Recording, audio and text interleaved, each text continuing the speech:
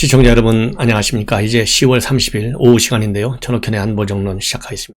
오늘 첫 번째 뉴스는 김부겸 총리가 노태우 전 대통령 연결식에서 애도사를 했는데요. 이 애도의 말씀, 이 핵심인 것은 바로 뭐냐? 이제는 화해와 통합의 역사로 가는 성찰의 자리가 되어야 되겠다. 이런 취지의 애도사를 밝혔습니다. 그래서 그동안의 성과로 평가받는 88 올림픽, 그다음에 북방 외교, 남북 관계, 토지 공개념 도입 이런 얘기를 쭉 하고요. 그렇지만은 또 여전히 우리가 풀어야 할 숙제도 많이 남아 있다. 그리고 이 과오에 대해서 또 노태우 대통령께서 뭐라 그럴까요? 용서를 빌었다라는 것도 다시 한번 얘기를 했어요. 그러면서 이 5.18 광주 묘지 이 가족들이 그동안에 참배한 것도 또 밝혔습니다. 그러면서요, 이 국가장에 반대하는 국민의 마음도 이해한다. 그러면서 어떤 사제로도 이 민주화 과정에서 희생된 영령들을 다 위로할 수 없음은 우리는 알고 있다. 그러나 모든 역사는 현재의 역사고 과거는 묻히는 것이 아니라 우리 공동체가 함께 만들어가는 역사로 늘 살아있다. 이런 취지의 이 애도사를 했는데요. 더 중요한 것은 제가 어제 심야 방송을 통해서도 말씀을 드렸지만은 그래도 전직 대통령이 국가장까지 치르는데도 불구하고 여권의 핵심 인사들이 참여하지도 않고요. 그리고 대통령은 정상 외교를 핑계로 해가지고 아예 고인의 빈소에도 나타나지 않는 이런 뭐라 그럴까요? 이 대한민국의 장례 문화에 큰 오점을 남겼다. 그리고 두 번째 오점은 뭐냐? 전직 대통령이 희망하고 있는 통일동산의 안장되기를 바라고 있는데요. 이 파주시의 관광특구라는 이유로 한 반대, 이것 때문에 지금 현재 제대로 영면을 못하고 이 검단사에, 파주에 있는 검단사에 임시로 안치되는 이런 또 이 과정, 정말 불필요한 과정을 겪는다. 이런 걸 보면서요, 이번 노태우 전 대통령의 국가장 많은 오점을 남긴 그러한 뭐라 그럴까요? 이 장례다라고 저는 결론을 내립니다. 우리 시청자 여러분들께서 어떻게 판단하실지 모르겠지만은요, 이 장례는 장례다운 이 절차가 있는 거 아니겠어요? 순수한 장례시 되겠죠. 국가장에 걸맞는 예우가 따라야 되는데 전혀 따르지 않았다. 이렇게 저는 비판적 시각을 감출 수 없습니다. 자, 이번에는요, 이 안철수 대표가 최근에 대구에서 열린 청년 간담회에서 이번 대선은 다들 놈 대선이라고 한다. 그래서 나쁜 놈, 이상한 놈, 그리고 추한 놈으로 밖에는 보이지 않는다. 추한 놈으로 밖에 보이지 않는다. 이런 한탄을 우리 국민들이 하고 있다. 그러면서 여야 대선 후보들을 싸잡아 비판했습니다. 여기에 관해서요, 이준석 대표가 MBC 라디오 표창원의 뉴스 하이킥에서 이 안 대표에 대해서 직격탄을 날렸네요. 자꾸 어디다가 제3지대론 비슷한 이야기 하면서 놈 같은 소리를 하는 거냐. 그러면서 그것보다 본인이 야권 단일 후보가 되겠다는 목적인지 아니면 또 양비론 하실 건지 그것만 yes, no 답하면 되는데 이분은 절대 yes, no는 답 안 한다. 그게 문제다. 이렇게 꼬집고 있어요.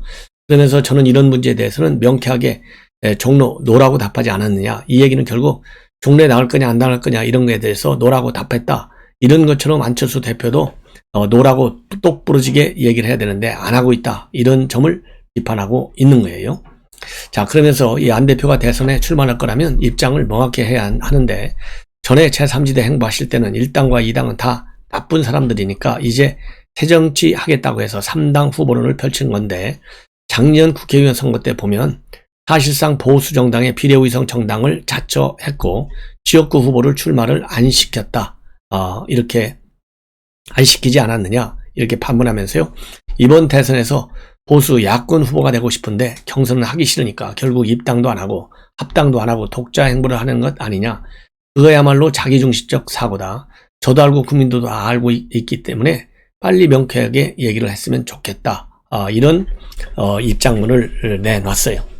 자, 그런데 뭐 여러분들도 잘 아시겠지만은 이준석 대표는 사실상 이제 이번 대선과 관련해서요. 한쪽으로는 정치 신인에 해당되는 이 최재형 감사원장과 윤석열 총장을 조기 입당시키려는 그런 의지를 갖고 있었고 그 조기 입당에 앞서서 합당 문제를 마무리해서 그야말로 이 범야권의 대표가 되고 싶어하는 그런 정치적인 야심과 목표를 드러냈죠. 그 야심과 목표가 잘못됐다고 생각은 안 합니다. 그러나 그 과정에서 뭐 이유가 어떻게 되든 간에 이 합당이 이루어지지 않았어요. 자, 그래서 이제 안철수 대표도 독자적인 길을 걷고 있고, 지금 이제 이 여러 정치 전문가들의 평가와 전망을 보면 이번 대선이야말로 초박빙 선거가 될 것이다. 그렇다고 본다면 안철수 대표가 갖고 있는 지분 뭐 5%가 됐든 10%가 됐든 지금 요즘 조사 나오는 걸 보면요, 최소한도 한 7, 8%에서 최대 한 15%까지 달하거든요. 지금 안철수 대표의 지지율이. 이 지지율은 어마어마한 지지율이라고 저는 판단해요. 그렇기 때문에 이 지지율을 가진 안철수 대표를 어떻게든지 이 합당을 했어야 되는데 안 됐다. 그러면은 단일화 과정을 겪을 가능성도 많고, 또 뭐 물론 끝까지 완주할 가능성도 있겠죠. 그러나 야당 대표를 할 수 있는 가장 중요한 이제 목표는 합당이라는 원래의 베스트 시나리오가 이루어지지 않았으면 세컨 베스트라도 지금 만들어야 될 거 아니에요. 그러려면 그야말로 제1야당의 대표답게 이 소수 야당의 대표인 안철수 대표를 좀 포용하면서 좀 여유로운 정치적인 공간을 만들어줘서 그야말로 안철수 대표가 이 국민의힘과 합당을 하든 차후에라도, 아니면은 단일 티켓을 만드는데 기여를 하든, 지난번에 서울시장 선거에서도 마찬가지 현상이 나타났잖아요. 그렇게 해서 야권 단일 티켓 대 이재명, 이 구도로 넘어가야 되는데, 그러려면 이준석 대표가 볼 때 조금 자기 주장이 맞고 안철수 대표 주장이 틀린다 하더라도 포용하는 노력, 물밑 노력을 더 많이 하는 것이 이렇게 언론에 나와서 공개적으로 압박하는 것보다는 훨씬 더 효율적이지 않을까 하는 생각이 듭니다. 그런 점에서 상당히 안타깝다, 이런 저는 평가를 하고 싶어요. 자, 그리고 이제 대장동 사건으로 좀 넘어오겠습니다. 최근에 이 노태우 전 대통령의 이런 뭐라고 그럴까요, 서거로 인해서 대장동 사건과 관련된 뉴스가 좀 그동안에 뒤로 들어갔어요. 그런데 지금 대장동 수사한 지 딱 한 달이 됐다고 합니다. 한 달이 됐는데요, 검찰 성적표가 굉장히 초라하다라는 보도가 나오고 있어요. 겨우 한 것이라고는 유동규 기소, 이거 하나밖에 없다는 거예요. 그 이유가 뭐냐? 물 초반의 물증이나 계좌 추적도 하지 않고 정영학 녹취록에만 지나치게 의존하다 보니까 이런 부실한 수사가 될 수밖에 없었고, 두 번째로는 현 정권의 코드 맞춘 수사, 그리고 애완견들로 수사 지휘란이 꽉 차 있다 보니까 이재명 수사 함부로 할 수 있겠어요? 그러니까 전화 하나도 못 찾아냈죠. 이렇게 코드 맞추는 수사로 일관하다 보니까 부실한 수사가 나올 수밖에 없다. 저는 그렇게 판단합니다. 자, 그래서 이러한 부실한 수사는 결국은 어떻게 되는 것이냐? 특검의 도입 필요성을, 당위성을 우리 국민 여론들이, 지금 여론이 이미 60% 이상 지지하고 있잖아요. 이러한 특검 지지 여론을 더 폭발시킬 것이다. 예, 저는 그렇게 생각을 해요. 그래서 이 전방의 압수수색, 여기서부터 유동규 구속까지는 나름대로 좀 속도를 냈는데 지금 완전히 모든 게 거의 지지부진한 상태로 되어 있습니다. 자, 김만배 영장 기각됐죠? 남욱 석방 이후로 몇 차례 불렀지만은 아직도 구속영장 하나도 치지 못하고 있어요. 자, 이 정도가 되면 그야말로 대안이 없어요. 대안이. 공수처 무능한 거는 뭐 이미 다 밝혀졌지 않습니까? 손준성 검사 구속영장 청구하면서 얼마나 어설픈, 구멍이 뿡뿡 뚫린 그런 구속영장인지 아시지 않습니까? 그렇기 때문에 특검밖에는 없다라고 하는 것이 이 여러 측면에서 볼 때 당연하다라는 생각이 들어요. 더군다나 이제 최근엔 보도를 보면요, 이건 TV조선에서 얘기하는 건데, 이 수사팀에 범죄 수익 환수부 검사 4명을 추가로 투입했다고 합니다. 그래서 이 뇌물 관련 수사를 하려면은 뇌물과 배임 이런 전문가들이 필요하기 때문에 투입한다. 그렇게 지금 보도가 나오고 있는데요. 이 사건은 본래서부터 뇌물, 그 다음에 로비 의혹이 핵심이었고요. 최근 들어서 직권남용에 대한 수사까지로 확대가 되고 있어요. 이 직권남용 부분은 바로 이재명을 겨냥한 그런 수사일 가능성이 커요.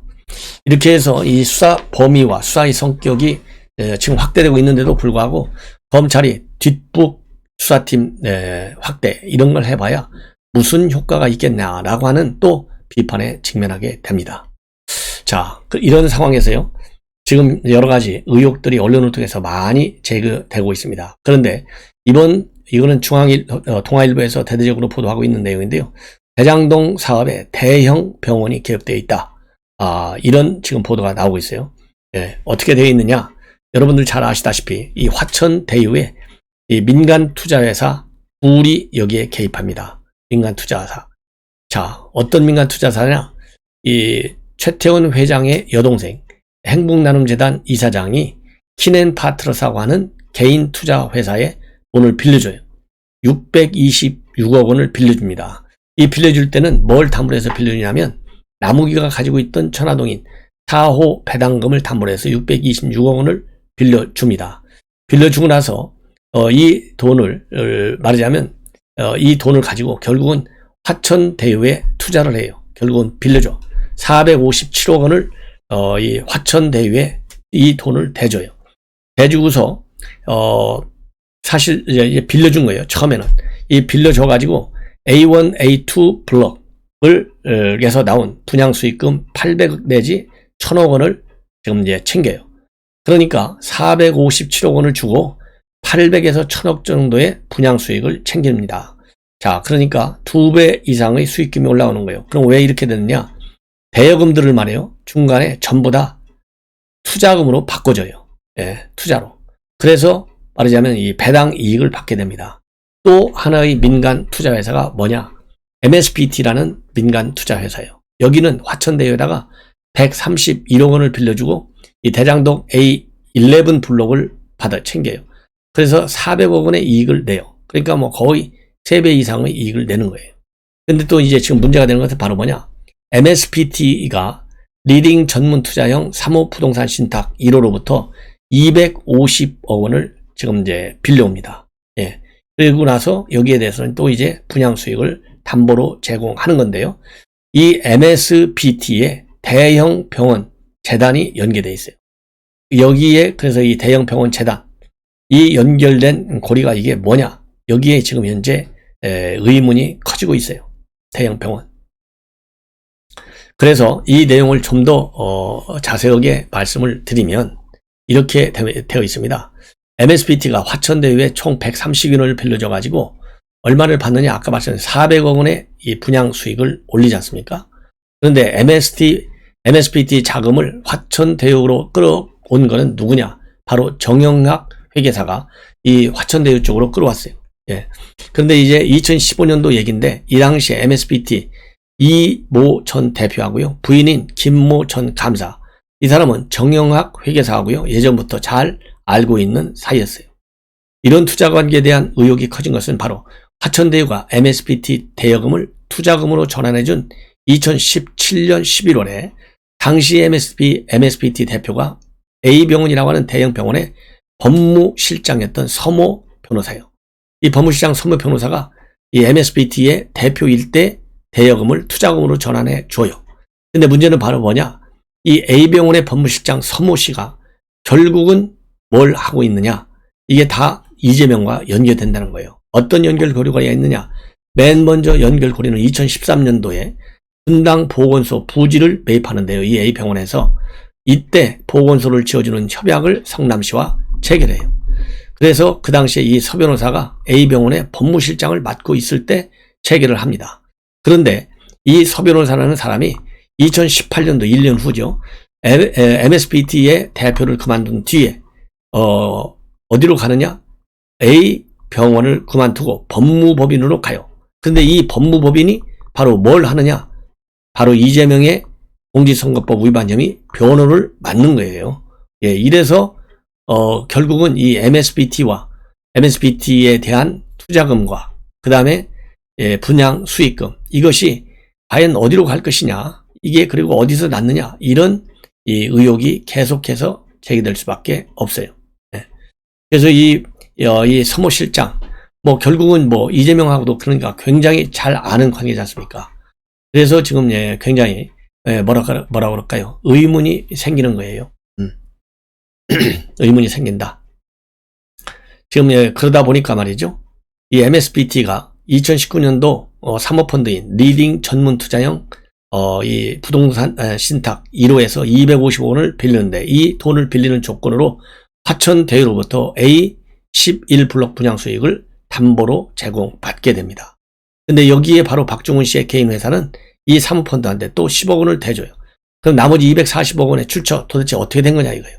만약에 MSBT가 이 돈을 못 갚으면 A11 블록 분양 수익이 화천대유에서 MSBT를 거쳐갖고 결국은 박 씨를 포함한 익명의 사모펀드 투자자들에게, 박종훈 씨 투자자들에게 돌아가는 구조가 되는 거예요.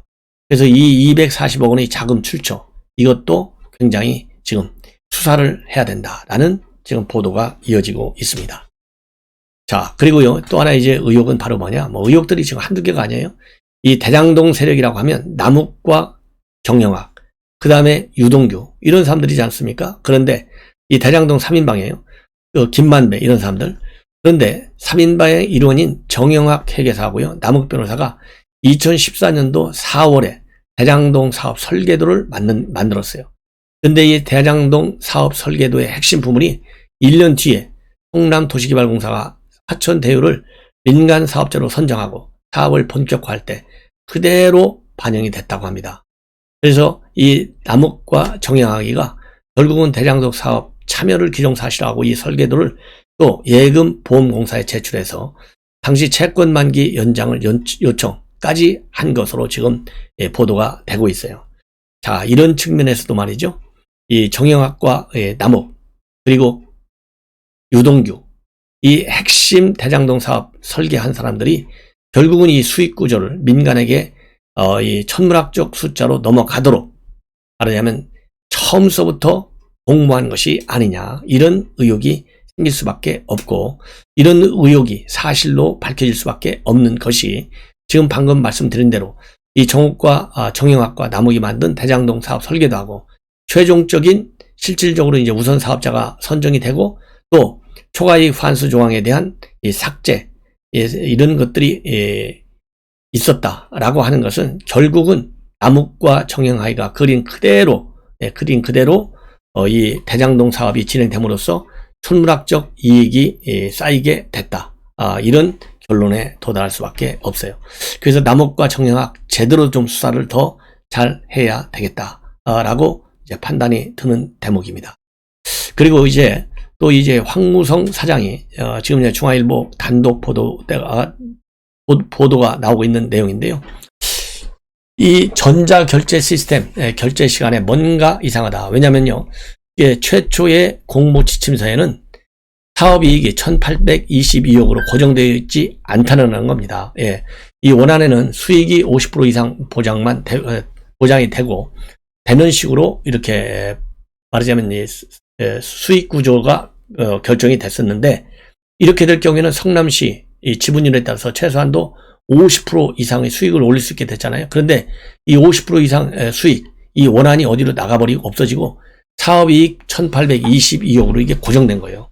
이러다 보니까 민간 업체들한테 그야말로 8천억 정도의 지금 천문학적 숫자의 이익금이 몰리게 된 거잖아요.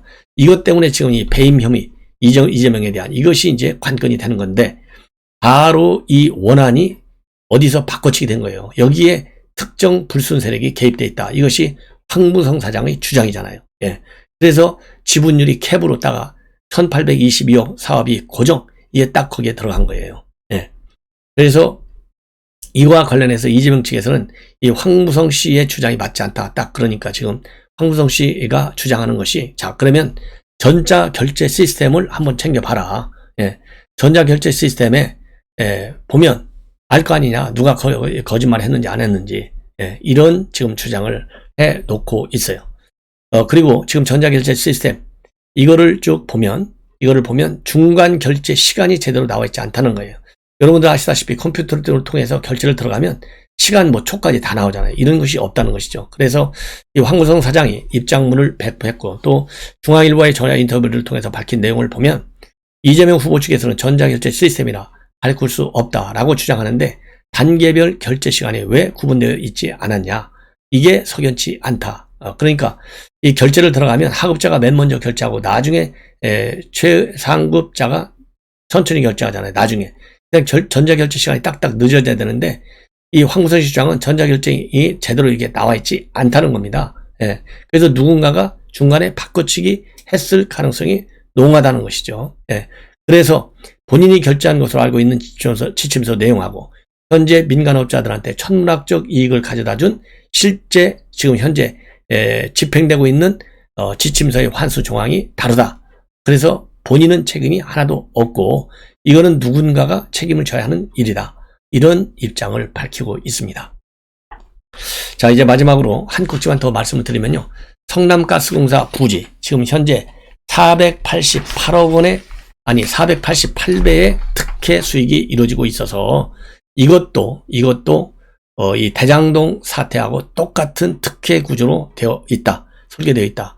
그래서 여기에도 이재명이가 개입된 것이 아니냐 이런 의혹이 제기되어 있다라고 합니다. 이게 뭐냐면은 2015년도 7월 달에요. 이 가스공사 부지를 이 A 시행사가 낙찰을 받아가지고 여기에 이제 투자를 하는, 개발을 하는 것이죠. 여기 개발을 하는데 금년 6월 말 기준으로도요. 이 해당 부지에서 얼마의 수익을 올렸느냐? 누적 수익, 분양 수익이요. 1,465억 원의 누적 분양 수익을 올렸어요. 근데 시행사는 A라는 시행사는 어떤 시행사냐? 2015년도 6월에 자본금 딱 얼마인 줄 아십니까? 1만 원 갖고 만드는 회사예요. 그러다가 2017년도 9월에 유상제를 통해서 자본금을 3억으로 늘렸어요. 3억. 그러니까 분양금 말이죠. 총 3억 원짜리가 1,465억 원을 벌어들인 거예요. 488배의 수익을 올린 셈이라고 합니다. 근데 여기도 굉장히 알짜배기 땅인데 업무 상업용으로 가스공사 부지에는 용적률 400% 이하, 건폐율 80% 이하로 규제가 딱 적용되어 있기 때문에 6차례나 그동안에 유찰이 됐어요. 근데 A라는 회사가 사업권을 따낸 이후로는 주거용으로 바뀌어요. 주거용으로 바뀌면서 용적률도 560%로 상향 조정됩니다. 그리고 처음에는 여기도 이 이재명 대선 후보도 말이죠. 과거 성남시장 하면서 대선 후보할 때 지난번 대선 때 가스공사에 아파트 짓는 거는 과밀만 심화시키고 성남시에는 아무런 득이 안 된다. 이렇게 반대 입장을 내놨어요.